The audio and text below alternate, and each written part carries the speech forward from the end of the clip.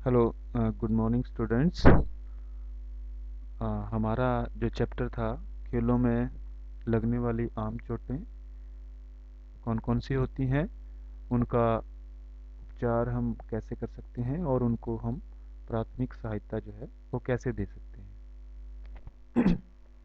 तो आ, आपका जो कौन कौन सी इंजरीज हैं, सॉफ्ट टिश्यू इंजरीज कौन कौन सी हैं, बोन इंजरीज कौन कौन सी हैं और जॉइंट इंजरीज कौन कौन सी हैं। अब ये आगे जो आता है ये सारी चीज़ें मैं आपको बता चुका हूँ पहले ही। मैंने बताया था आपको कि इसका अलग अलग भिन्न भिन्न प्रकार की जो चोटें होती हैं उनका हम प्राथमिक उपचार कैसे कर सकते हैं, और प्राथमिक उपचार के बाद जो है हम उन चोटों का पुनर्वास कैसे कर सकते हैं, उनको रिहैबिलिटेशन जो है प्रोग्राम हम कैसे दे सकते हैं। तो आइए शुरू करते हैं। First aid and rehabilitation for common sports injuries,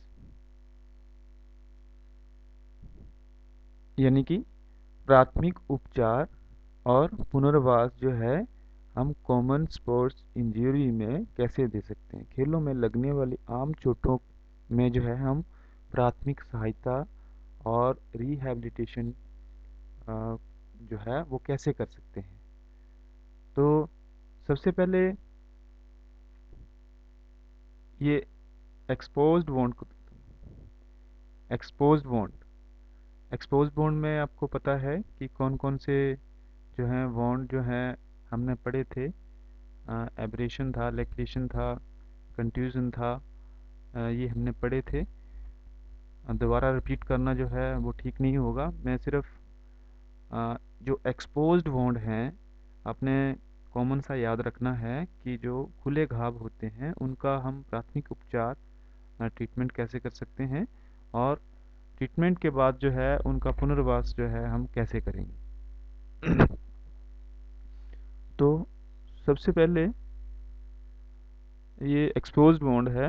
exposed bond में हम अ, जब भी हमें कोई लैक्रेशन, एब्रेशन या कंट्यूजन हो जाता है तो सबसे पहले दो चोट लगे भाग को जो है हमें एंटीसेप्टिक क्रीम से धोना चाहिए।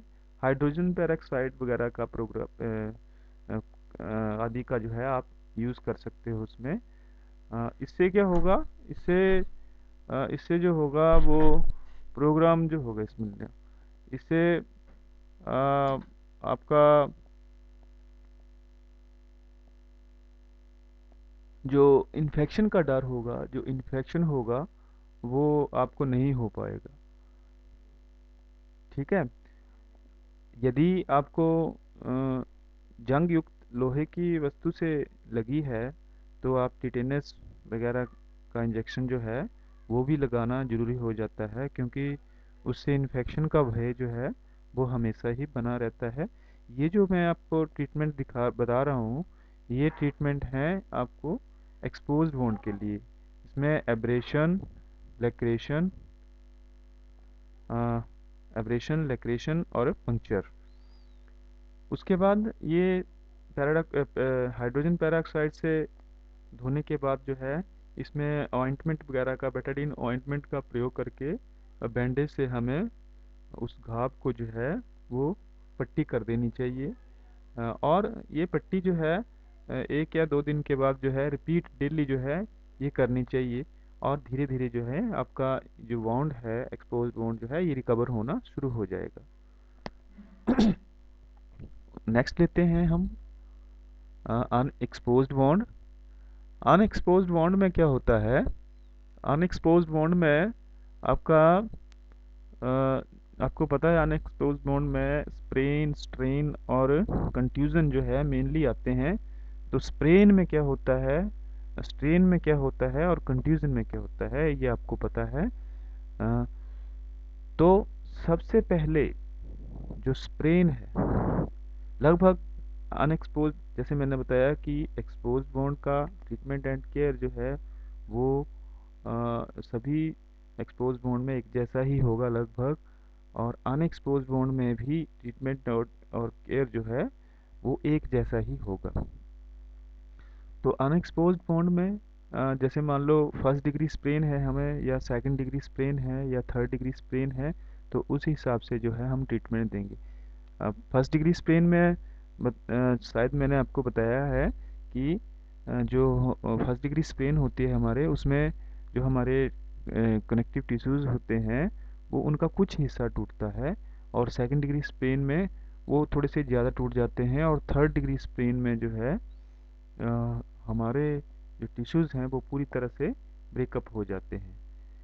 तो सबसे पहले स्प्रेन में हम प्राथमिक उपचार क्या कर सकते हैं। जैसे ही आपको स्प्रेन या स्ट्रेन होता है या कंट्यूजन होता है, तो सबसे पहले हमें ऐसी स्थिति में जो है उसको आइस पैक देना जो है वो ज़रूरी हो जाता है। थोड़ा सा आगे लेता हूँ मैं, एक मिनट।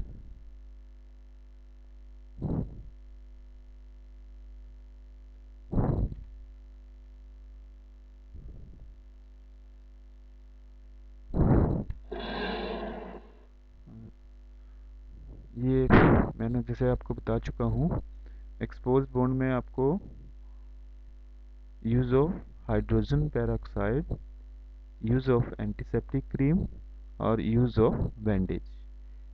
यानी कि सबसे पहले हाइड्रोजन पेरोक्साइड से हम जख्म को जो है हमारा उसको धोएंगे, उसके बाद एंटीसेप्टिक क्रीम का प्रयोग करके जो है उसके ऊपर बैंडेज वगैरह जो है हम बांध देंगे। और अनएक्सपोज वुंड में मैंने अभी आ, आ, ठंडी चिकित्सा की बात की थी कि तुरंत जो है हम उसमें ठंडी चिकित्सा देते हैं। ठंडी चिकित्सा जो है हम कैसे देते हैं, एक टर्म है राइस की, राइस देते हैं हम, राइस पैक बोलते हैं इसको। तो राइस का मतलब है, R stand for rest the injured part. जो हमारा इंज्योर्ड हिस्सा होगा उसको रेस्ट देनी है सबसे पहले। तो आई से क्या होगा, ice application to the injured part.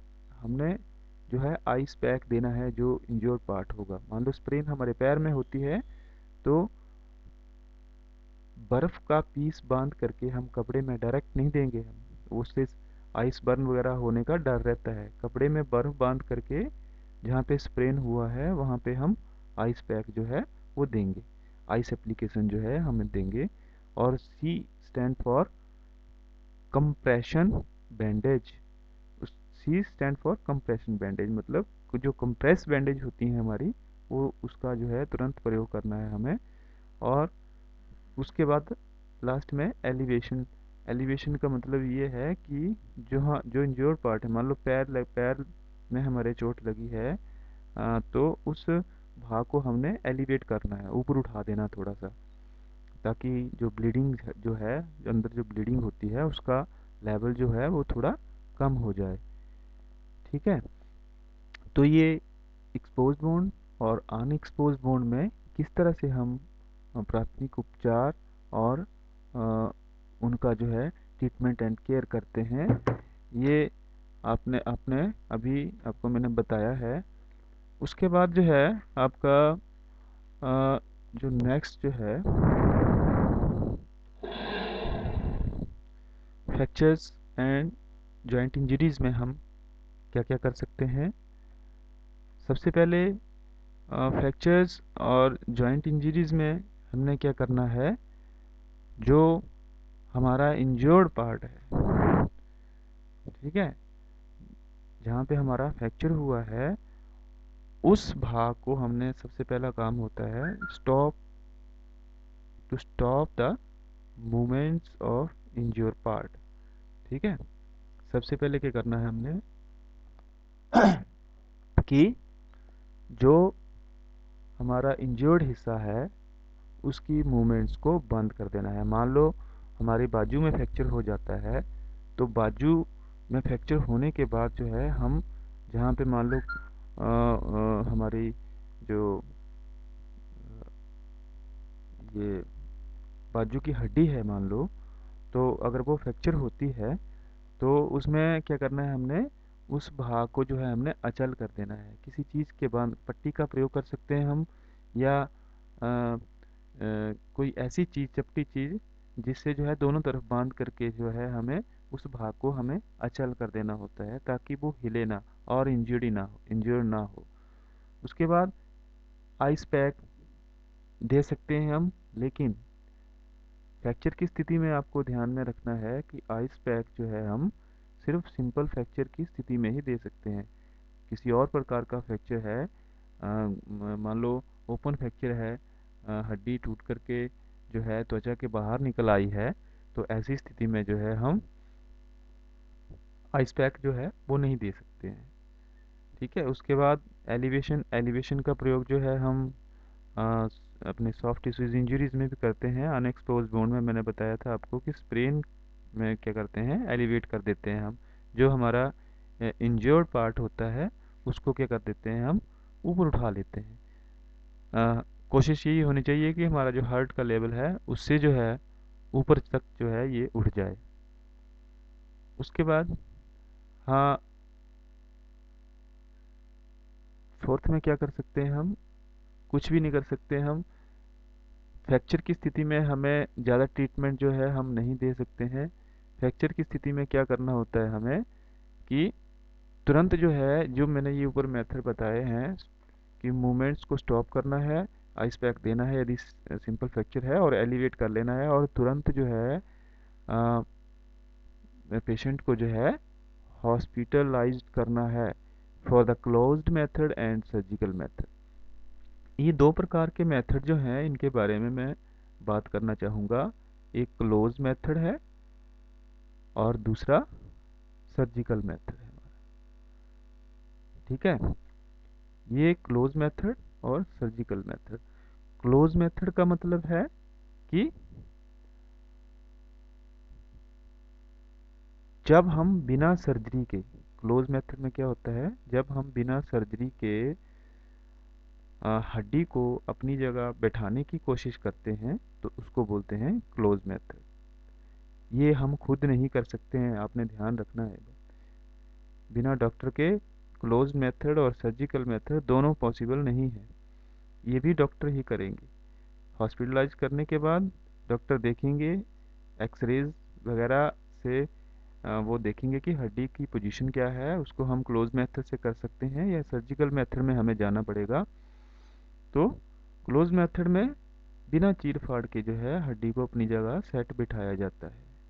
और सर्जिकल मेथड में क्या होता है, सर्जिकल मेथड में जहाँ पे हमारा हड्डी का अपनी जगह बिठाना मुश्किल हो जाता है, तो उसमें हम सर्जिकल मेथड में क्या करते हैं, हमें सर्जिकल वे से गुजरना पड़ता है। सर्जरी करते हैं, उसके बाद जो है हड्डी को अपनी जगह बिठा करके जो है दोबारा से जो है हम उसको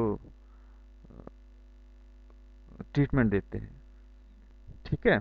तो ये फ्रैक्चर एंड जॉइंट इंजरीज में हम जो है इस तरह से हम फर्स्ट एड और ये पुनर्वास का जो है हम कार्यक्रम कर सकते हैं।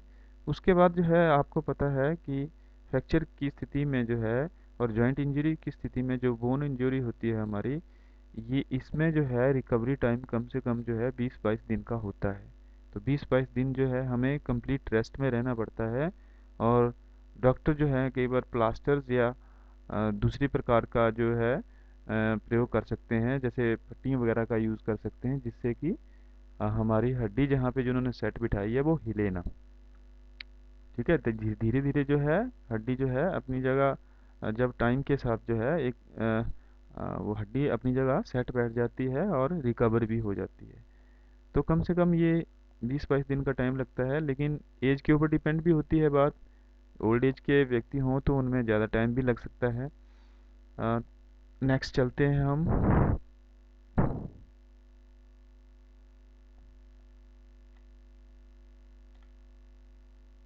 एक मिनट।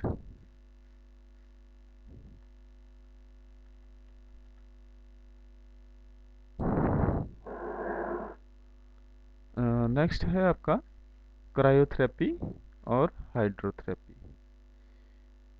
क्रायोथेरेपी का मतलब है ठंडी चिकित्सा। क्रायोथेरेपी का मतलब है ठंडी चिकित्सा। क्रायोथेरेपी जो है आपने याद रखनी है बात, क्रायोथेरेपी का प्रयोग हम इंजरी होने के तुरंत बाद करते हैं। जैसे ही इंजरी होती है उसके तुरंत बाद जो है हम क्रायोथेरेपी का प्रयोग करते हैं। क्रायोथेरेपी मतलब ठंडी चिकित्सा से मतलब ये है कि जैसे आइस, जैसे मैंने बताया आपको राइस पैक देते हैं, ठीक है, राइस ना हो, हमारे पास आइस ना हो मान लो, तो क्या कर सकते हैं हम, ठंडे पानी का प्रयोग कर सकते हैं। तो इससे क्या होता है, क्रायोथेरेपी जब हम देते हैं तो हमारे मसल्स के अंदर जो इंजरी हमें हुई होती है उससे क्या होता है, अंदर जो हमारे मांसपेशियां हैं या शरीर का जो अंदर वाला हिस्सा होता है जहाँ पे हमें चोट लगी है वहाँ पे अंदर ब्लीडिंग होना शुरू हो जाती है।